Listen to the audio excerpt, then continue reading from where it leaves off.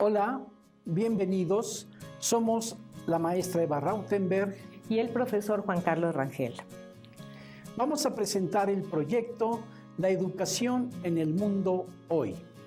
La educación comparada es una rama de la pedagogía que poco se ha abordado en la Universidad Pedagógica Nacional, a pesar de que es un campo de estudio fundamental tanto para comprender el estado en que se encuentra la educación en nuestro país, como para conocer los sentidos, las características, el desarrollo e impacto de los procesos educativos en otras latitudes.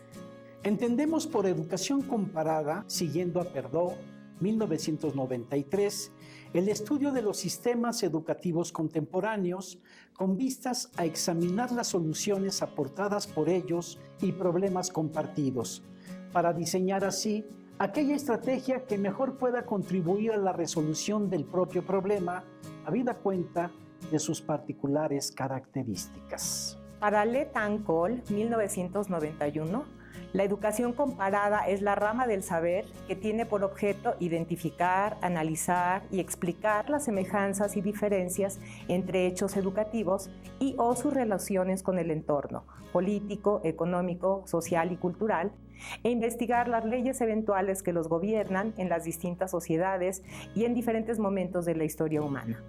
En la Universidad Pedagógica Nacional, a pesar de ser la educación su campo de especialidad, no se identifica proyecto alguno que se ocupe de poner a disposición de la comunidad universitaria información de lo que ocurre con los sistemas educativos en el ámbito mundial.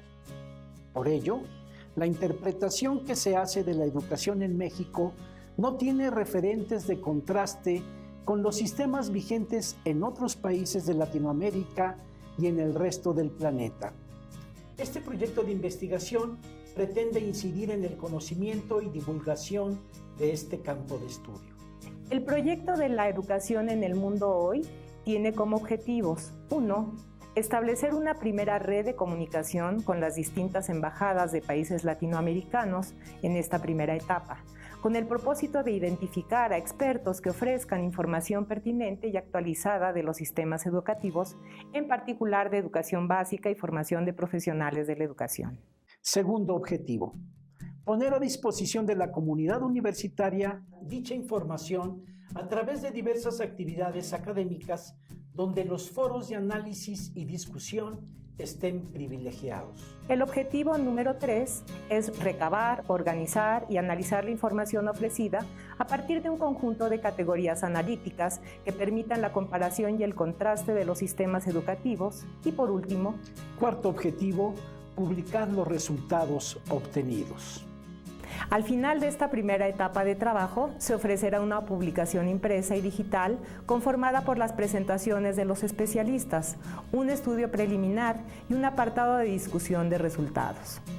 Los invitamos a seguirnos en este canal, en donde podrán ver las participaciones de los especialistas e integrantes del cuerpo diplomático asignado a nuestro país para hablar sobre los sistemas educativos de sus respectivos países. Gracias por su atención.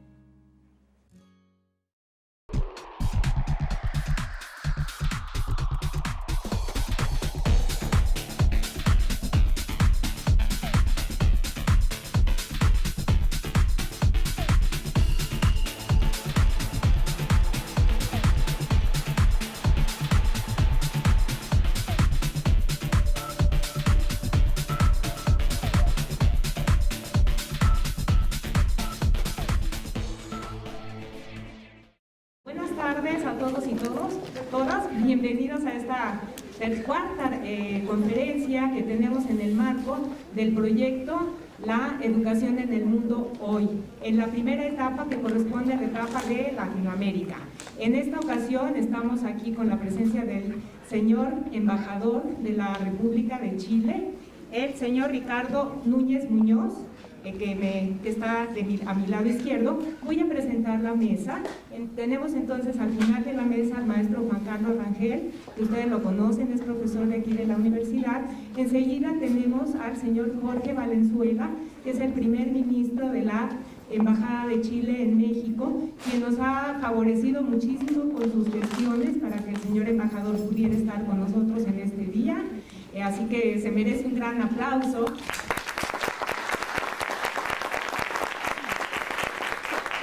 A continuación tenemos al señor embajador, el señor Ricardo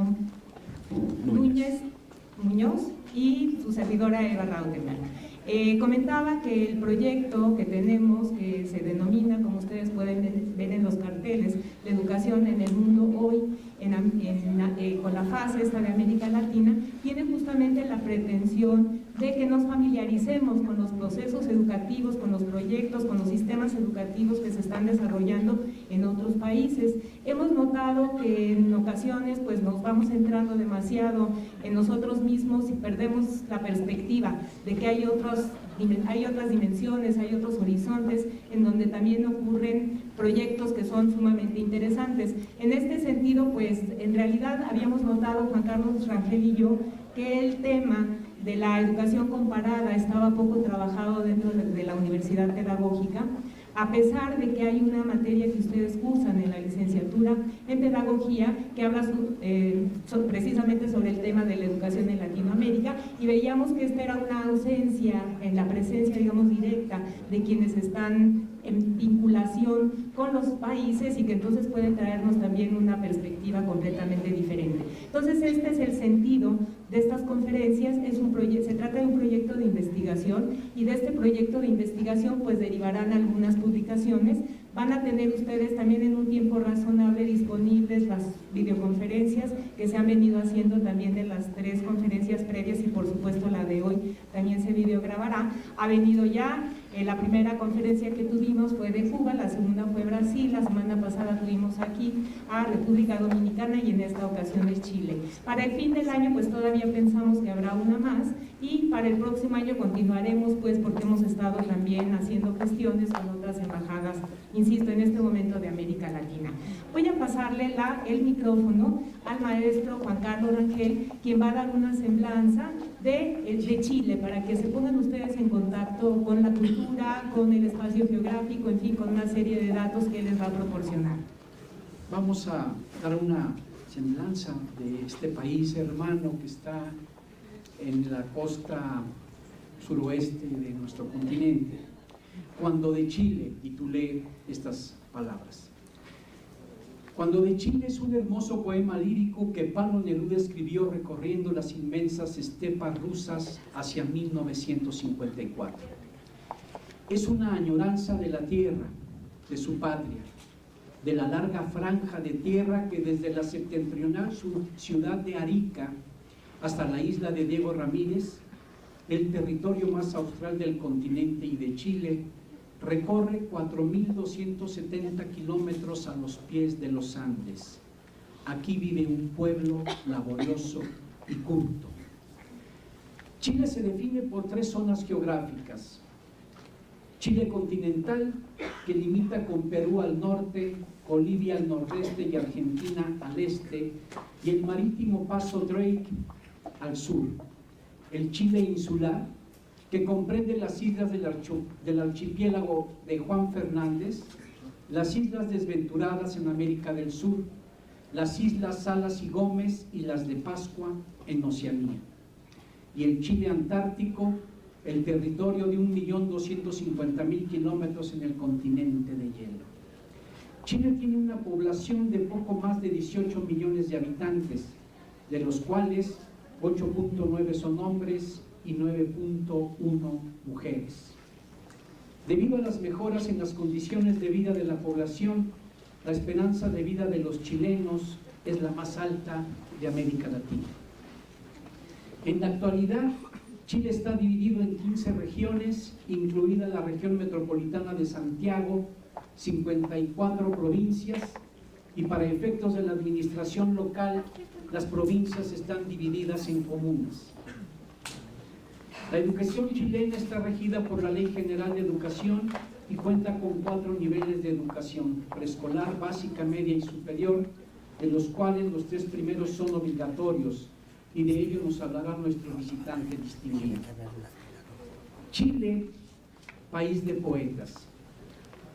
Cuando de poesía en español se habla, tienen que mencionarse los nombres de Gabriela Mistral, primera mujer premio Nobel de Iberoamérica, y que recibió esta distinción en 1945, y de Pablo Neruda, premio Nobel 1971, a quien Gabriel García Márquez nombraba como el más grande poeta del siglo XX en cualquier idioma. De los poetas Gonzalo Rojas y Nicanor Parra, ambos premios Cervantes, junto al novelista Jorge Edwards Valdés. Gabriela Mistral tiene un significado muy especial para los mexicanos. Cuando la educación mexicana se encontraba en un proceso de transformación radical en el año de 1922, fue invitada ilustre de José Vasconcelos, secretario de Educación. Aquí permaneció casi 2 años, trabajando con los intelectuales más destacados del mundo hispanohablante en ese entonces. De importancia central para la poesía en lengua española es el Canto General 1950, cuya primera edición fue publicada en México con ilustraciones de Diego Rivera y David Alfaro Siqueiros. Es un canto a la América nuestra, a sus héroes, a sus luchas y a su vasta geografía. El poema Alturas de Machu Picchu, incluido en este poemario, es considerado como la más importante contribución de Neruda a la poesía. ¿Cuántas generaciones de latinoamericanos nos hemos formado sentimentalmente con los versos de Neruda? Desde los 20 poemas de amor y una canción desesperada, con las odas elementales, hasta los 100 sonetos de amor. En 1970, con el apoyo de la Unidad Popular, Salvador Allende es electo presidente de Chile. La injerencia del imperio, veíamos en la pasada conferencia del embajador de la República Dominicana, también fueron invadidos, han invadido Panamá, invadieron México, las últimas guerras en Vietnam, en Irak, han sido desastrosas. Bueno, con la injerencia de los Estados Unidos, provocó un estado de excepción y se fraguó un golpe de Estado por las Fuerzas Armadas de Chile el 11 de septiembre de 1973. Acabamos de conmemorar el pasado 11 de septiembre el 43 aniversario. En su último mensaje dirigido al pueblo chileno, dijo el presidente Salvador Allende: sigan ustedes sabiendo que mucho más temprano que tarde se abrirán las grandes alamedas por donde pase el hombre libre para construir una sociedad mejor. Hoy el pueblo chileno trabaja afanoso en las nuevas alamedas y construye su futuro. Cuando de Chile hablamos, quiero recordar aquí a los cientos de chilenos, los mejores hijos del país trasandino, que fueron maestros y estudiantes en las universidades mexicanas. Aquí recuerdo a los maestros Armando Casígoli, Carlos Villagrán y Eduardo Contreras, mis maestros en la Facultad de Ciencias Políticas y Sociales. Recuerdo a nuestro compañero, el profesor Patricio El Pato Sepúlveda, quien dio clases en esta universidad. Y termino con los versos de Neruda a su patria amada.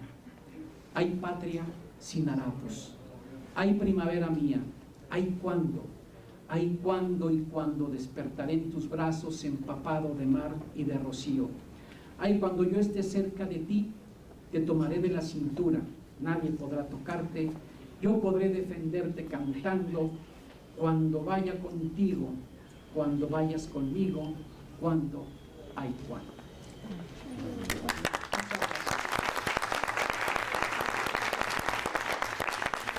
La palabra a Jorge Valenzuela, primer consejero de la embajada, quien nos va a dar una semblanza de nuestro distinguido invitado. Muchas gracias, profesor Eva. Quiero darle las gracias a todos por esta invitación. El embajador y yo estamos muy orgullosos de poder asistir a esta universidad. Les cuento algo sobre el embajador Ricardo Núñez. El embajador Núñez nació en un pueblo minero en el sur de Chile, en Suwe, en 1939. Es un destacado político y ex senador del Partido Socialista de Chile. Fue dirigente de la Concertación de Partidos por la Democracia y vicepresidente de la Internacional Socialista. Fue presidente del Partido Socialista en 3 ocasiones y en 1989 fue electo senador de la República por la región de Atacama, en el norte de Chile, siendo reelecto en los años 2001 y 2007. En 1994 formó parte de la directiva de la Cámara Alta, ocupando el cargo de vicepresidente. El embajador Núñez es profesor de Historia y Geografía de la Universidad de Chile y sociólogo también de la misma universidad. Y fue presidente del Instituto de Igualdad e integrante de la Comisión Internacional del Partido Socialista. En el extranjero, ha sido distinguido con el grado de profesor honoris causa del Consejo Mundial de la Educación, por el gobierno peruano con la Orden de Gran Cruz, por el gobierno italiano con la condecoración de la Orden de Gran Ufficiale, y en Argentina recibió un homenaje del Consejo Nacional Armenio por su compromiso y solidaridad con la causa de ese país. En mayo del 2014, la presidenta de Chile, Michelle Bachelet, lo nombró embajador de Chile en México, cargo que desempeña hasta ahora. Con ustedes, el embajador Ricardo Núñez. Bueno, quiero en primer lugar saludar a todos los alumnos y alumnas de la Universidad Pedagógica Nacional, universidad que me recuerda también mis estudios, porque también estudié pedagogía en la Universidad de Chile, en el Instituto Pedagógico de la Universidad de Chile, donde me titulé de profesor de Historia y Geografía y Educación Política. Lo último relativo nada más. Bueno, quiero saludar a Eva Raustenberg y a Juan Carlos Rangel, por cierto, por la invitación que me han formulado para expresar algunas ideas respecto al tema que yo entiendo que les interesa fundamentalmente, que es saber cómo estamos enfrentando desde la perspectiva de Chile el tema de la educación. Saludo, por cierto, a mi compatriota Badel, a su señora. Los saludo muy cariñosamente porque son de los grandes aportes que nuestro país hizo después de la tragedia que tuviéramos en 1973 a este pueblo solidario y hermoso como es México, a donde se radicaron un número muy importante de intelectuales, académicos, científicos chilenos que sufrieron la persecución de la dictadura atroz de Pinochet, pero encontraron aquí en México un lugar, un hogar, donde cobijarse, no solamente con su familia, sino también cobijarse desde el punto de vista de sus intereses académicos o intelectuales. Siempre hemos sostenido que la educación, tal cual como la conocemos hasta el momento, desde los griegos adelante, necesariamente tiene que ser reflejo de la sociedad concreta donde se desenvuelve. No es posible pensar la educación o el proceso educativo si esta no está inserta realmente en el mundo concreto en el cual nos movemos. La gran pregunta que yo creo que ustedes, y yo diría que casi toda la humanidad se está haciendo, es ¿cuál es el mundo concreto en el cual estamos viviendo? Estamos viviendo, por cierto, un mundo muy distinto al que vivieron nuestros abuelos. Yo me atrevería a decir incluso que mis hijos están viviendo un mundo muy distinto al que yo viví. Que es altamente probable que vuestros padres o vuestros abuelos tengan una rememoranza de México muy distinta a la que tienen ustedes. Esto no es un fenómeno que haya ocurrido siempre en la historia de la humanidad. Lo cierto es que desde el siglo XIX, desde la Revolución Industrial, pasando por las revoluciones político-sociales que ha vivido la humanidad, como la Revolución Rusa, la propia Revolución Cubana, la experiencia chilena, en fin, la experiencia que se ha vivido en América Latina, la situación que ha vivido Europa, las 2 guerras mundiales del siglo XX, lo cierto es que le dieron una velocidad de cambio a la humanidad que no había conocido tanto antes el desarrollo mismo del ser humano. Si uno mira en una línea de tiempo, los cambios que se han operado en los últimos 50 años equivalen prácticamente a los cambios que se operaron en la humanidad durante los últimos 4.500 años. Desde que sabemos de la historia de los sumerios, ahora sabemos un poco más de los etruscos, estamos sabiendo más de los cartagineses, estamos sabiendo más en fin, de todas las civilizaciones llamadas antiguas, algunas de las cuales prácticamente ya desaparecieron sobre la faz de la Tierra. Los últimos 50 años han sido de una velocidad de cambio extraordinaria, que no se lo imaginaron ninguno de los filósofos del siglo XIX, que son todavía parte muy importante de nuestra manera de apreciar la humanidad. Ni Carlos Marx, ni Weber, ni Descartes, ni ninguno de los grandes filósofos y cientistas políticos del siglo XIX previeron que los cambios que se iban a producir en la humanidad iban a ser de tal velocidad y de tal profundidad. Pero yo diría que los últimos 15 años, dentro de estos 50 años, son de un cambio mucho más profundo de los que se hayan vivido en los 35 anteriores. Desde luego en el campo económico. Es posible que esto sea un tema de discusión, que se diga, mire, la internacionalización de los mercados también se dio durante el siglo XVI y del siglo XVII. Sí, pero es cierto que en aquella época los cambios eran las transformaciones en el campo económico eran muy lentas. La sociedad mercantil era muy distinta a la sociedad que tenemos desde el punto de vista económico ahora. Por lo tanto, entre las cosas que tenemos que tener en cuenta es de que se ha internacionalizado el mercado. ¿Qué significa la internacionalización del mercado? Es que el intercambio de productos, el intercambio de personas, la movilidad de los capitales que se han producido en los últimos 15 años nunca antes se habían producido en el sistema económico mundial. Cuando hablamos del sistema económico mundial, por cierto, estamos hablando de América Latina, América del Norte, donde está México, Europa básicamente, y por cierto ahora China, que se ha incorporado con una fuerza enorme en el mercado mundial, siendo hoy día prácticamente la primera o segunda potencia económica mundial. No solamente desde el punto de vista militar, que normalmente era el parámetro con que medíamos la potencialidad de los países, sino por la enorme presencia en el campo de la economía mundial. Pero en los últimos 15 años, y tal vez los últimos 20 años, hemos vivido una revolución silenciosa, tal vez no siempre bien estudiada por los académicos, por los científicos. Está en la rapidez de estos cambios, que hoy día hablamos de la revolución científico-tecnológica como si fuera un hecho dado, en consecuencia que estamos viviendo la revolución científico-tecnológica. En otros términos, cuando tenemos un nuevo producto en las manos, que son nuestros teléfonos celulares, estamos ahí con una cantidad de conocimiento científico y tecnológico que no lo habríamos pensado.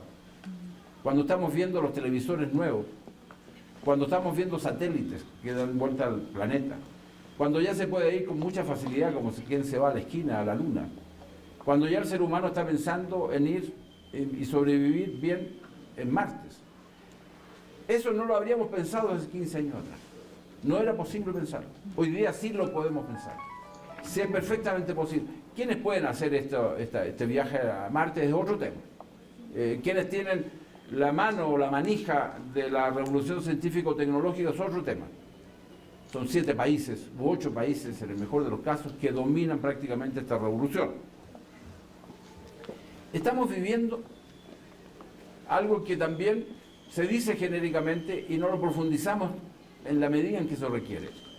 Hoy día no estamos viviendo la sociedad o la economía que transforma los bienes industriales. No estamos viviendo básicamente las transformaciones que se viven en el agro, en el campo. Hoy día estamos viviendo una revolución también en ese campo que no lo habíamos vivido antes y que necesariamente impacta en la educación, impacta en las universidades que se dedican a preparar profesores como ustedes. Estamos viviendo lo que se denomina la sociedad del conocimiento.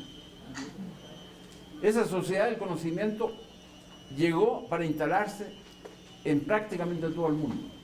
Puede ser que haya algunos países de África, algunos países del sudeste asiático que no están viviendo la intensidad de la revolución científico-tecnológica, ni están viviendo la sociedad del conocimiento en los términos que lo está viviendo México, lo está viviendo Chile, lo están viviendo prácticamente todos los países latinoamericanos. Estamos en una sociedad en donde el conocimiento adquirió un valor distinto al que se tenía hace unos 50 años atrás. Conocer, entre comillas, conocer hace 50 años atrás era parte de una élite muy pequeña de personas que conocían la evolución de la humanidad, sabían de historia, algo de biología, sabían un poco de antropología, podían saber de alguna de estas ciencias básicas. Sabían, por cierto, algo de matemática y algo de química. Ese era el conocimiento, pero todo muy superficial. todo muy superficial. No, ahora nos extrañamos mucho que haya un Hawking que es capaz de pensar cómo se transformó el universo, pero junto a él hay miles y miles de hombres y mujeres que se han incorporado al conocimiento del universo. En el siglo XIX no había prácticamente nadie que mirara al universo, a pesar de Copérnico, a pesar de Galileo. Eran muy pocos los que podían pensar dónde estaba instalado este pequeño y casi minúsculo e insignificante planeta que llamado Tierra. La revolución, por lo tanto, que hoy día vivimos, es una revolución de una magnitud impensada por nuestros padres. Pero además, lo que se ha introducido en este mundo, que en todos los planos, no solamente en el plano de la economía, no solamente en el plano del intercambio de productos, estamos viviendo un mundo altamente competitivo, muy competitivo. Estamos viviendo un mundo en donde yo compito con el de al lado, yo compito con el país de al lado, yo compito con el continente de al lado, yo compito y competir en el sentido ya no solamente de diferenciarme con el vecino, cualquiera sea la magnitud del vecino, sino competir para ser mejor que el otro. Esto es parte de una discusión que alcanza el límite filosófico, porque la competencia nos ha llevado a límites de deshumanización particularmente peligrosos. No nos conmueve que se esté bombardeando en este momento Alepo, una ciudad maravillosa, que era una ciudad maravillosa en Siria. No nos conmueve. La competencia es tal que prácticamente no nos damos cuenta de que están sucediendo tragedias, pero al mismo tiempo están surgiendo situaciones extraordinariamente interesantes en otras partes del mundo. La migración por los campos de refugiados que se han abierto en Europa, particularmente en Grecia y en los países de Europa del Este, producto de la guerra civil que se vive en Siria y producto de la situación que vive en Irak, no nos conmueve, pero sin embargo lo estamos viendo en la televisión. Sin embargo, lo estamos viendo a cada momento. Podemos estar viendo cómo caen las bombas de Estados Unidos o de Rusia en los lugares más alejados de Siria. Eso era impensable, ni siquiera para mi generación. ¿No? Era impensable pensar de que yo podía con mi teléfono ver aquello. Pero bueno, lo cierto es de que se ha incorporado en las relaciones humanas, en las relaciones entre países, en relaciones entre sistemas políticos, se ha incorporado este tema de la competitividad, que nos lleva a situaciones particularmente peligrosas, desde el punto de vista humano, como ya lo he señalado. Pero otro fenómeno que también tiene que ver con la educación, necesariamente, despojarlo de importancia sería un error. Hoy día, usted lo que vende no es un celular, sino que vende conocimiento. Hoy día usted lo que nos vende es un auto, usted vende conocimiento. Usted cuando llega aquí un producto de cualquier, incluso el vino chileno, que se vende a raudales aquí en México. Mucho, demasiado llevar. Pero bueno, nos van a dejar sin vino. Vamos a tener que tomar. Pero bueno, cuando se llega el vino chileno, ahí no solamente hay el producto natural de la uva tratada, ahí hay conocimiento, necesariamente hay conocimiento. Cuando llega aquí una barra de cobre salido de las fundiciones y de los planteles mineros de nuestro país, hay mucho conocimiento. En todo hay conocimiento. Y por lo tanto, lo que se ha impuesto hoy día en la economía mundial es incorporar el conocimiento a los productos que se transan en el mercado. Es lo que los economistas ya llaman agregar valor. Agregar valor a todo. No vender solamente los productos tal cual como salen de la tierra, cosa que ocurre todavía en América Latina y en mi país. Vendemos cobre como tierra, sin ningún valor agregado, en un porcentaje enorme. No todo el petróleo que sale de México se trata en la refinería. No todo el café que sale de Colombia se trata para los efectos de que puedan competir en el mundo globalizado. Pero lo que hay es una demanda de agregar valor a los productos que nos entrega la naturaleza. Eso es un fenómeno de hace siglos, sí, pero que ahora se acentuó mucho más que antes. ¿Cuál es el problema que está viviendo, en mi opinión, la educación, particularmente la educación, pero no solamente la educación. Es que estamos frente a un fenómeno que hay cambios muy lentos en relación a la velocidad de la transformación. Y eso se observa particularmente en ámbitos como la cultura, en ámbitos como, particularmente en países como el nuestro, de la política. La política no evoluciona, no que se transforma, no cambia a la velocidad de las transformaciones que está viviendo el siglo XXI. La cultura y la educación. La estructura educativa que nosotros tenemos prácticamente en todos los países de América Latina es del siglo XIX, parte del XX. Gabriela Mistral, que era una persona que miraba con sentido estratégico la educación, por eso José Vasconcelos, como se ha reseñado, la contrató junto con otros intelectuales, un gran intelectual argentino, Alfredo Palacio, que también conjuntamente fue contratado por José Vasconcelos. Bueno, tenían sentido estratégico. Sabían claramente que la educación era una herramienta de cambio en nuestras sociedades injustas. Sabían perfectamente que la educación era un proceso de formación, pero al mismo tiempo de transformación de la sociedad.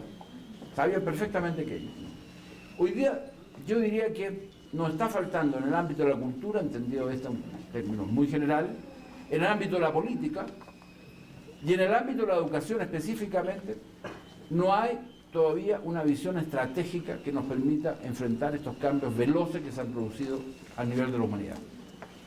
Y la educación en general se transforma muy lentamente con muchas dificultades, como la que yo observo en México y como la que se observa en mi país. Las transformaciones del sistema educativo en general no viven a la velocidad de los cambios que se está produciendo en la humanidad. Estos cambios, por favor, no llegaron para quedarse solamente, llegaron para evolucionar. Son cambios de una profundidad enorme.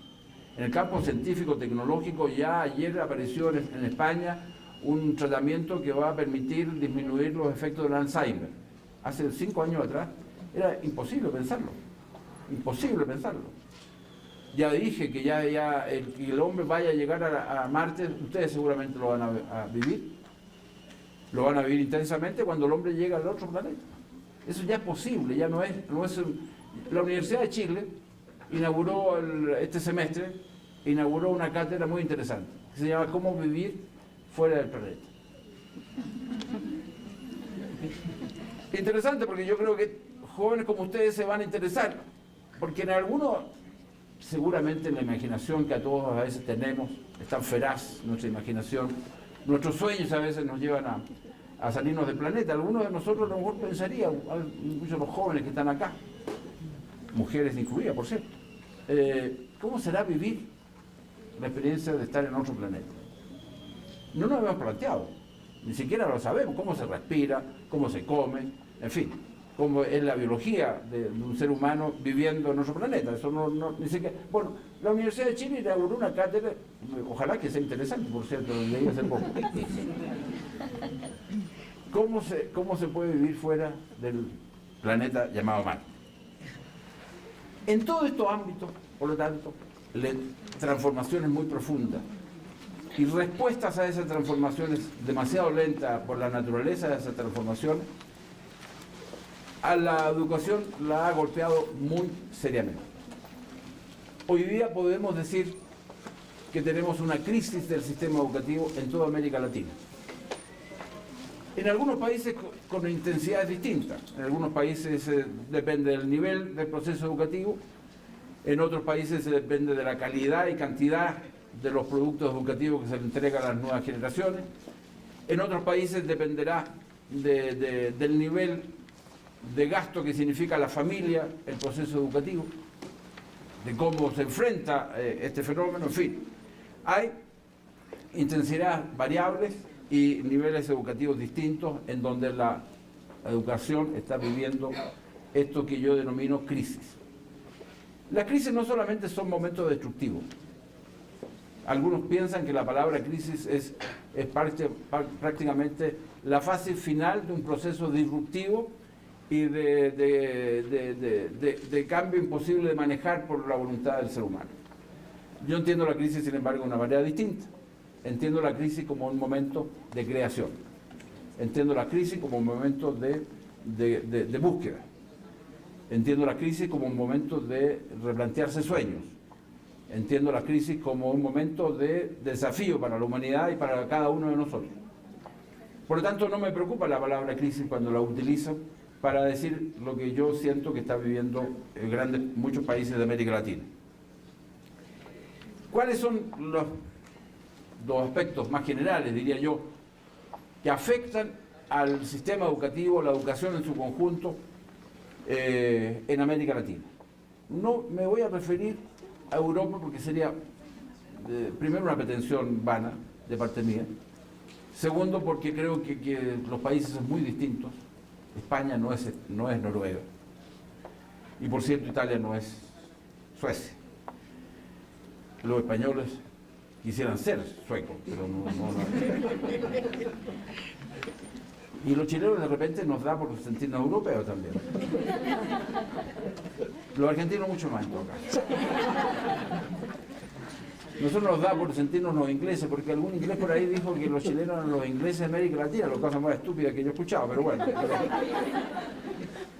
Pero bueno, felizmente en los últimos años hemos tratado de mirar nuestro continente con ojos latinoamericanos.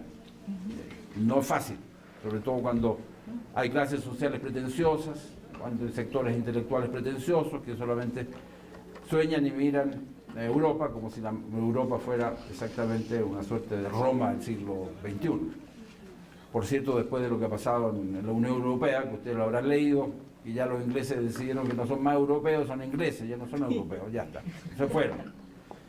Y el inglés va a tener que desaparecer, porque yo no veo por qué los ingleses van a tener la pretensión de que el inglés siga siendo prácticamente el idioma universal, cuando ellos están yendo a Europa, así que yo por lo menos voy a eliminar el inglés de mí. Bueno, pero ¿cuáles son los temas que yo creo que preocupan a los profesores y a ustedes, los estudiantes? Primero hay un problema de calidad. Este es un tema de gran debate en nuestro país en este momento, en Chile. La calidad de la educación. ¿Qué educación le estamos dando a nuestros jóvenes? ¿Qué educación está promoviendo el Estado de Chile, o los sectores privados, o los empresarios? ¿Qué educación le estamos dando a las nuevas generaciones? Yo no tengo una respuesta muy fácil, porque este es un debate muy de fondo. Porque ¿qué es lo que entendemos por calidad? Yo me atrevería a levantar una hipótesis nada más. Decir que la calidad del proceso educativo se mide en función de la cantidad, cualidad o potencialidad que ésta tiene para dar respuesta a los desafíos de la sociedad contemporánea. Me atrevería a decir que eso es básicamente, pero me doy cuenta que quedo corto. La calidad de la educación es para que quienes asumen la educación como parte sustancial de su vida, de su existencia, les permita sobrevivir dignamente. Cuando queremos ser profesores, como yo quise serlo también, no pude ejercerlo mayormente por el golpe de Estado que afectó a mi país, pero quería vivir dignamente. Quería tener una herramienta para poder enfrentar la cotidianidad de la existencia. Pero quedémonos con que hay un primer problema, que es el tema de la calidad. ¿Qué educación le estamos dando a las nuevas generaciones de latinoamericanos, y en el caso de Chile, qué calidad de educación le estamos dando?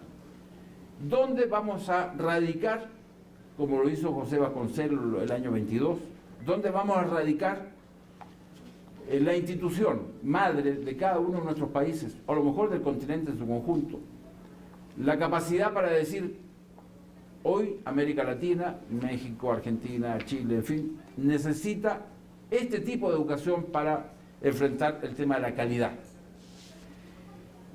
Un segundo gran problema que se ha agudizado que es cómo financiamos la educación.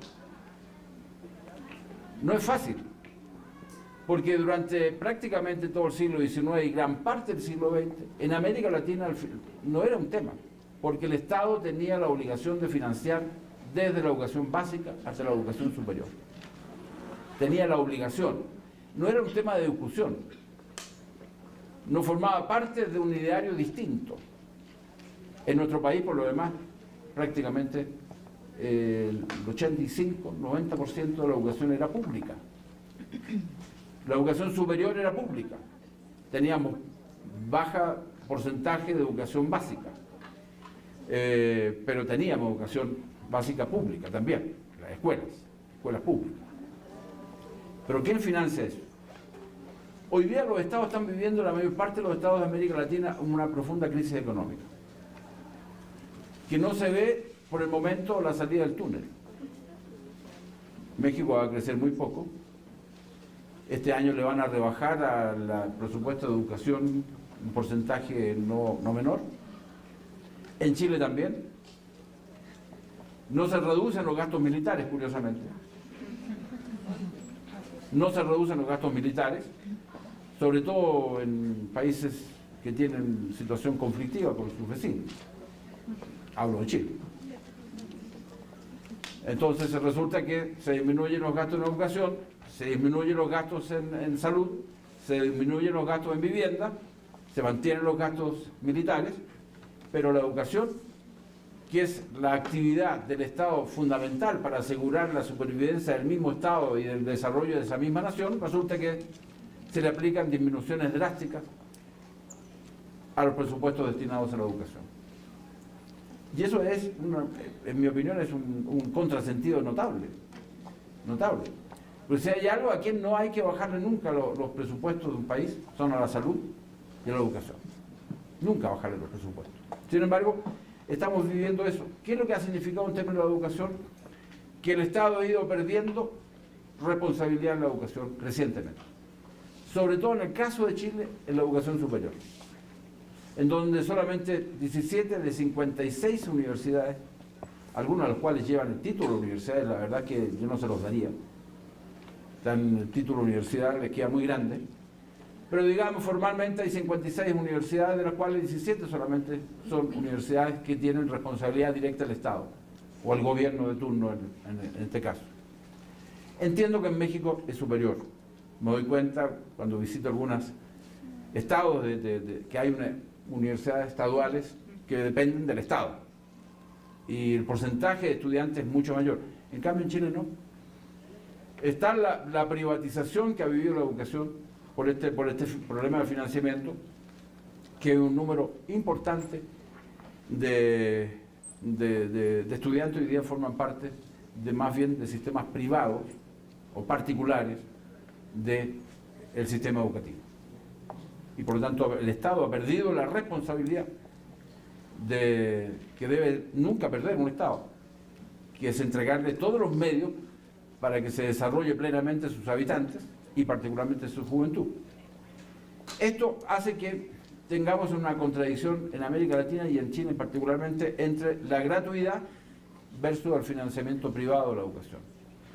Y hoy día la gran discusión es cómo le permitimos, lo que sucedió con mi generación, cómo le permitimos a la mayor parte de los jóvenes chilenos que vayan a las universidades, pero también a la educación media, y por cierto la educación básica, vayan gratuitamente. Esto es un debate que está en este momento en Chile prendiendo. Ya este año, felizmente, el gobierno de la presidenta Bachelet logró que se incorporaran gratuitamente al sistema de educación superior, no solamente universitario, al sistema de educación superior 150.000 jóvenes, hombres y mujeres. Eso ya es un alivio enorme para la familia, porque lo que tiene que gastar hoy día una familia chilena promedio para que sus jóvenes se eduquen es muy alto. Tanto que hay un sector muy importante de la población, llamado los sectores medios, que si tiene 2 jóvenes en la universidad, uno tiene que sacrificarse, porque no alcanza los recursos para que esos 2 puedan financiarse en el sistema de educación superior, sean del Estado o sean privados. Porque también las universidades del Estado cobran, y cobran bastante. Si usted no tiene recursos, es altamente probable que si su hijo tiene aptitudes para ser médico, no va a poder ser médico, porque para entrar a cualquier escuela de medicina de las universidades chilenas, incluso las más prestigiadas, como la Universidad Católica, la Universidad de Chile, en nuestro país, no va a poder subsistir. que es mucho lo que gasta, porque si quiere una universidad en serio, para que se estudie medicina en serio, tiene que tener laboratorio. Para que se estudie en serio, tiene que tener capacidad de enfrentar los nuevos desafíos que en biología humana hoy en día existen. Si quiere realmente estudiar en serio medicina, tiene que tener la posibilidad de acceder a todas las investigaciones que se están desarrollando en el país o en el mundo respecto a determinadas enfermedades. En fin, si se quiere impartir en serio, queramos tener médicos en serio, médicos reales que enfrenten las patologías que afectan a nuestro país, tenemos que tener universidades con todos los medios necesarios para que... Eso no puede ser que solamente en Estados Unidos y en algunos países europeos. Porque si no lo hacemos en América Latina, nosotros vamos a estar condenados, como continente y como países, a vivir patologías que no vamos a ser capaces de enfrentar. Ya algunas que hemos vivido en los últimos tiempos. En fin, entonces estamos frente a otro debate en Chile, que es la educación pública versus la educación privada, que está relacionada con el tema del financiamiento. Hay un gran, digamos, existe hoy día bastante conciencia de que hay que el Estado, independientemente del gobierno, vuelva a tener el rol que le fue quitado durante un proceso básicamente durante la dictadura, pero que nosotros no hemos sido capaces de revertir en los años de democracia que hemos tenido. Pero eso significa dotar nuevamente del rol del Estado. No el mismo rol que tenía el Estado anteriormente, vale decir, de determinar incluso el currículum de cada uno de los niños hasta saber exactamente qué se les enseña a nivel superior.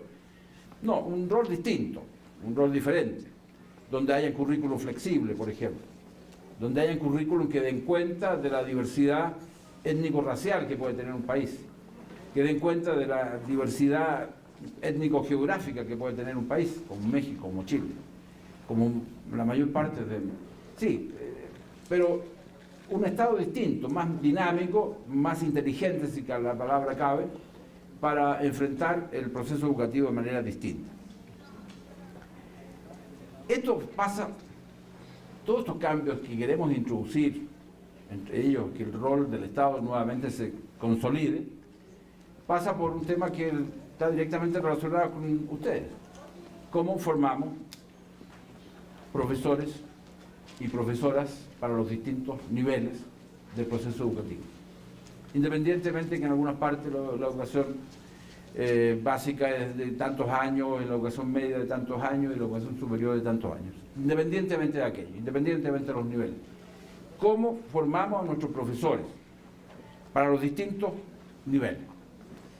Uno de los temas que sé que ha provocado gran problema en México y que no ha sido tan grave en Chile, que es el tema de la evaluación docente.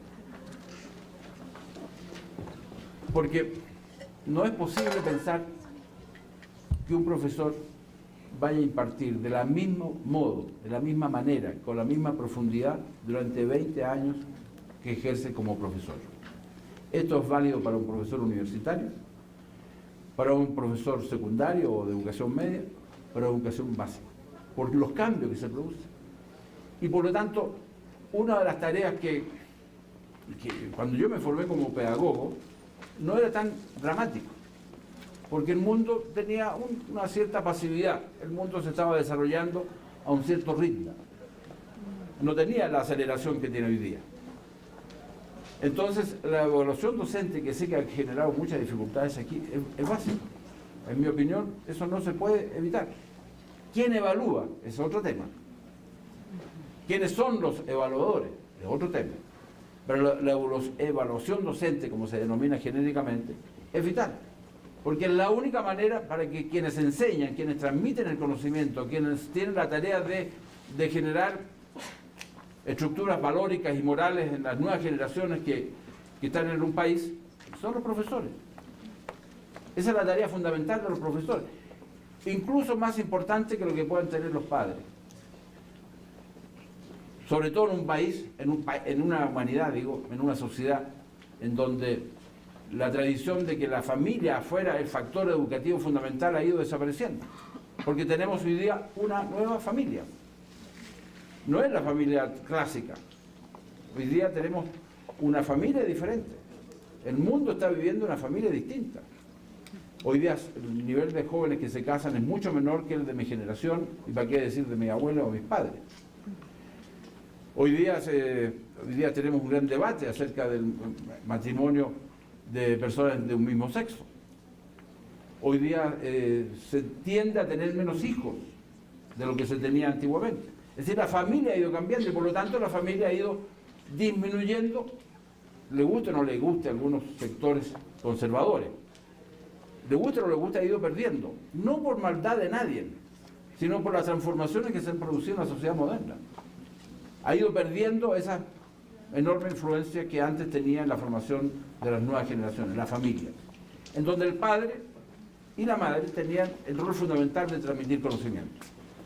Las iglesias, no solamente la iglesia católica, las iglesias, vale decir la religión, salvo tal vez en países fundamentalistas como los que estamos viviendo en los países árabes, en algunos, pero en los países llamados occidentales, donde el cristianismo ha jugado un rol muy importante, ya no es un factor educativo de la magnitud que lo fue en el siglo XIX, ni parte del siglo XX.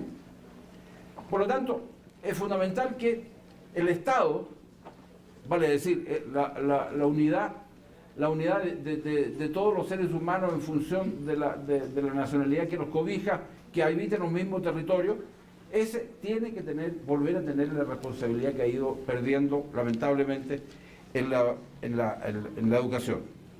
Termino para decirle que otro drama que tiene la educación superior particularmente, y que lo tienen también los institutos pedagógicos, universidades pedagógicas como esta, que es entre universalidad y selectividad.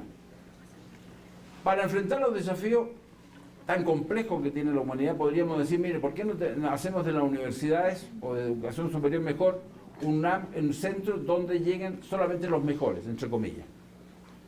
Los que tienen aptitudes reales, los que tienen la formación previa suficiente como para enfrentar estos desafíos.